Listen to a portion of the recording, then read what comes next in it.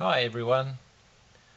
Been a long day and it's late and I'm tired and I probably shouldn't be doing this right now, but I'm gonna. So what we have here today is a VHF FM marine radio made by Belcom, model MC-5000 by the look of it. And the complaint is you turn it on and it blows the fuse right away. So on the front here the buttons are all sort of corroded. Are they actually a metal button or is it a plastic? It's probably just some sort of metal plated plastic, but they're all turning a lovely shade of green there from the salt in the air, and got the speaker slash microphone, and there's really not a lot else to it. It's a fairly chunky little unit, good for 25 watts apparently, so it's quite grunty. Takes 13.2 in, can hook up an external speaker. This would be our input. I don't have the original plug. My camera wouldn't have a focus fit. Don't have the original plug, but once we get the lid off, circuit design will tell us which one's positive and which one's negative. Yeah, and it looks like it top and bottom come off it, and seems to be the way they make a lot of radios. I've seen a couple other brands, and not necessarily marine either, but they certainly have a top and a bottom section like that, so not sure why they do that. It could be so you can drop only one side and keep shielding on the other side while you work on whichever side you're working on. I don't know. Anyway, let's pull the lid off and see if it's full of green inside. So we have the screws off of the top section, almost. Oh, actually here's one left, and it looks like it's been attacked before. The center of the screws all rounded out, so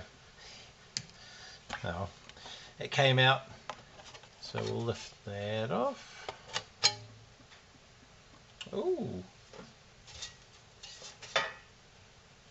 I didn't quite think there'd be this much inside it. That is quite a bit. All through-hole technology here. Do we have a manufacturing date on the back of this thing? No.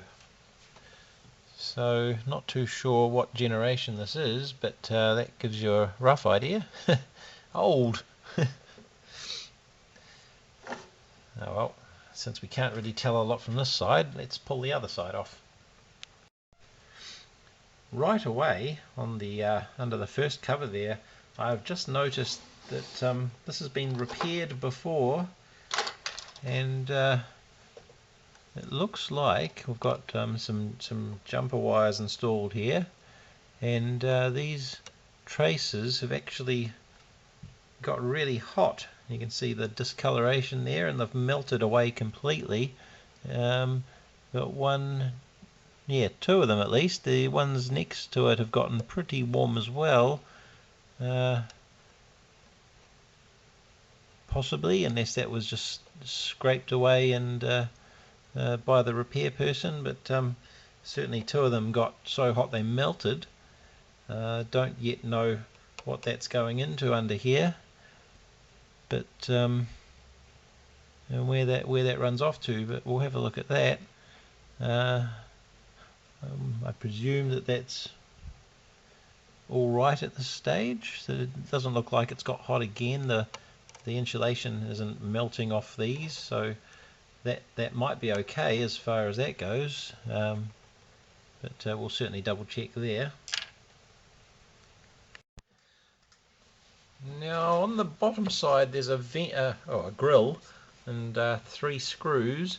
Might be that it actually has a speaker built in, and the handpiece microphone might not act as a speaker as well. So we'll see if that's... oh yeah, it's going to lift off. And what have we got there?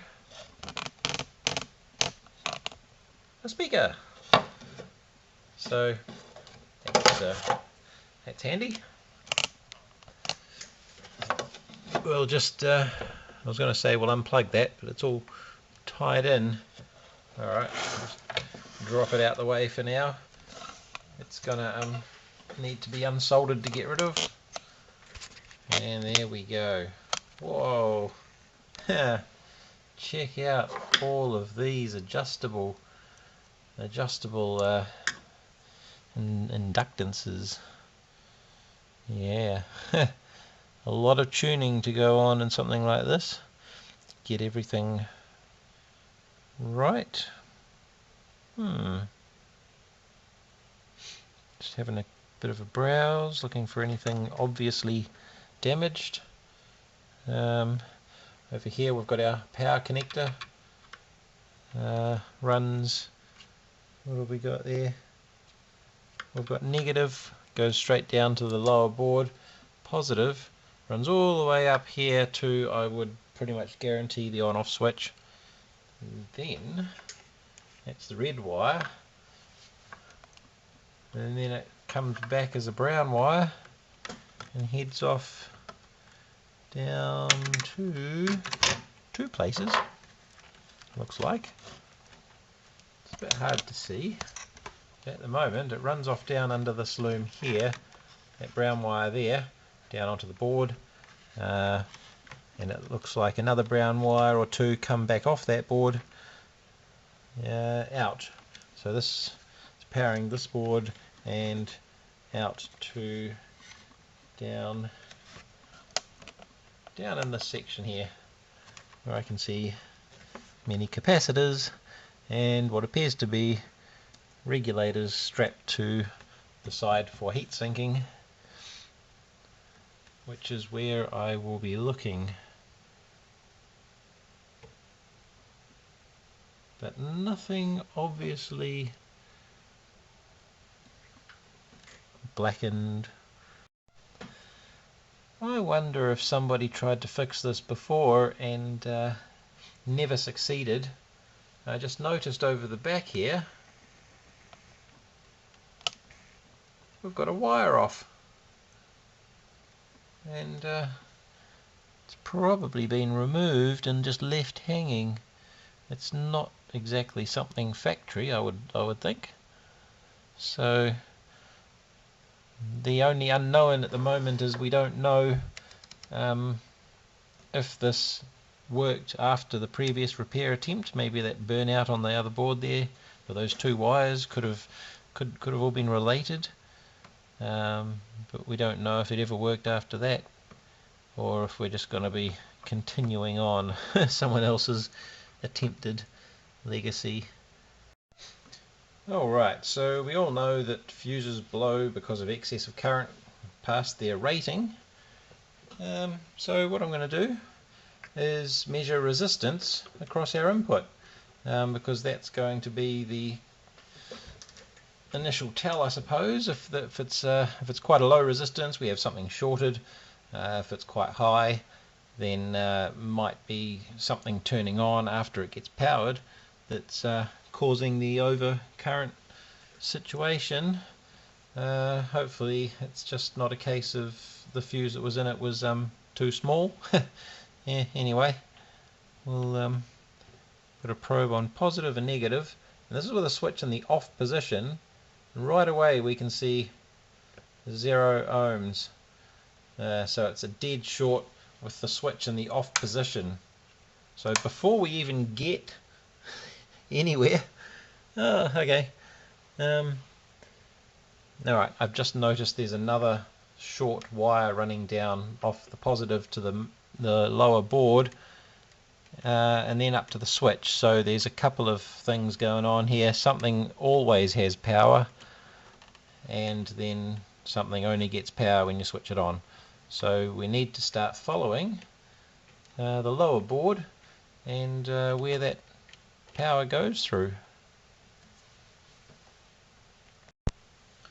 Okay, now one of the first devices on the line that most well-designed devices have is a protection diode. In any case where the end user is able to connect the positive and negative up themselves, there's a chance that they'll get it backwards. So down, if I just drop my pointer, okay, we'll try this. Down in the bottom there you can see a little ball. That'll focus. There we are, that's good. So down here, this little round ball, green, white, it's kind of white in colour, that's a diode, and that's reverse biased across the positive and negative, so that if you were to put the positive on the negative rail and the negative on the positive rail, current would then flow through this diode, and if it's on for too long, or the fuse doesn't go, or the current surge is enough, it can damage this diode and short it out permanently. And I've seen it in car radios, for example, and car audio amplifiers. Happens a lot. So we can't measure that in circuit because we've already measured across it, technically measuring across the positive and negative input. So I'm going to have to remove that from circuit and test that first. And we'll see if that's it or if we have to keep looking further.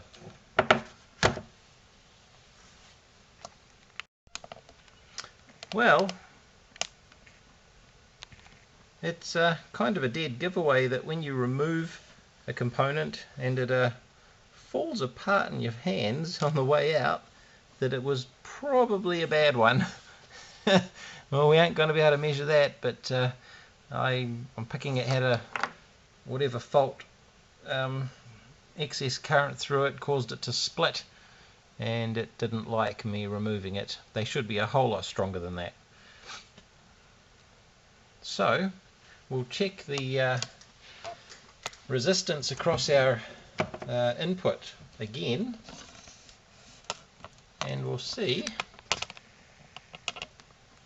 if that's removed our short circuit. Across our positive and negative. What do you know? We now have an increasing resistance, much resembling capacitors across the input charging up. And I will flick the on switch, and we'll do that again and see if it has any issues with the rest of the circuit. And that puts us at 100 ohms with the switch on. So 12 over 100 is what, like 120 milliamps, 130 milliamps. There's 13 volts in, so that's quite adequate. Obviously when it's when you go transmitting with 25 watts of output power, it's going to draw a little bit more, but I don't think I will test that. I'll turn it on, but I won't hit the transmit button simply because they need an aerial attached to be properly loaded, and no aerial can result in the output circuitry destroying itself. And we do want this to work. If the whole thing lights up, there's every chance it'll work. Be good to find out where that wire goes. Might be able to tell just by looking around. It surely would be in the vicinity of these other ones because it's all nicely cable tied and loomed together, so it won't be very far away. Let's have a close look there. If there's any holes in the circuit board that you might expect it to go into. Maybe it is a factory thing, who knows. There's a hole just down here. That's a bit too far back. That's not gonna reach down there, is it? No. Well, that could do with a bit of a stretch. It is marked. What do we got there? HNI. No, INH. NH. I wonder if the other end of that wire is marked out H. Oh, the other end of that wire is actually marked out H, in NH. There's a couple of NHs. Alright, so we'll look on the other side of the board and see if that looks like what used to have solder. It does look right there. It looks like a normal unused hole to me that's never been soldered before, much like this one down here, for example, and these ones. So I don't think it's going to be going there as close as it looks.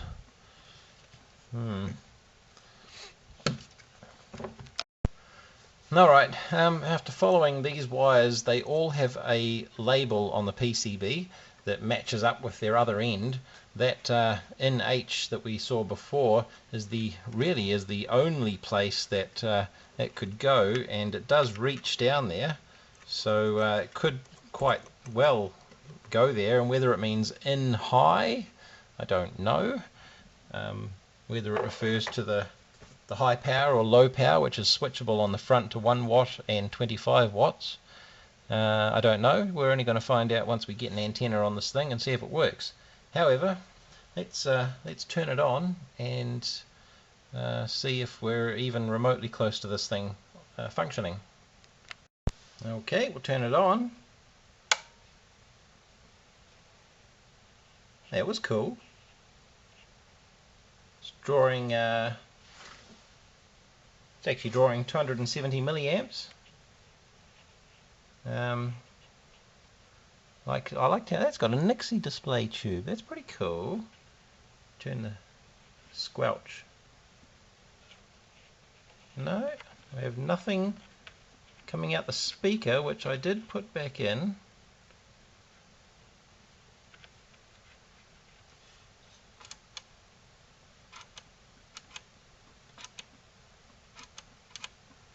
You can change the brightness of the screen. Channel select.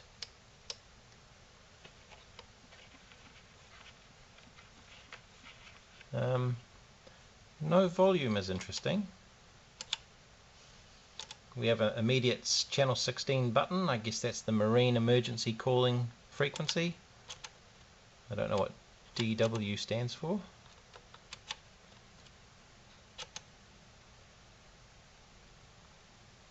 But it's pulsing the calling channel. Okay. Or is it just pulsing a 1? Oh, okay. Flicking back. Yeah. Okay, so we've got no volume, which is not so great, but at least it turns on. That's a start. Unless, I wonder if this has to be plugged in at all.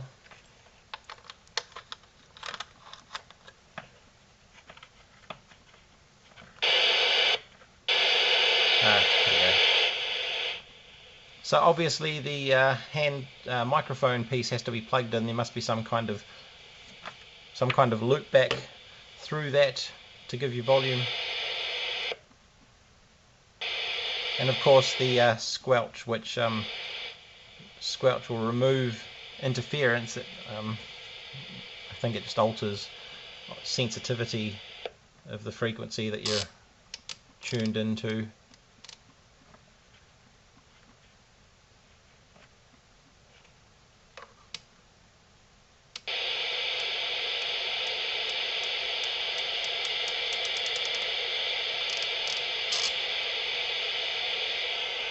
Really don't think I'm going to hear anyone. Okay, so that appears to be working. As I said, I really shouldn't hit the transmit button, so I'm not gonna.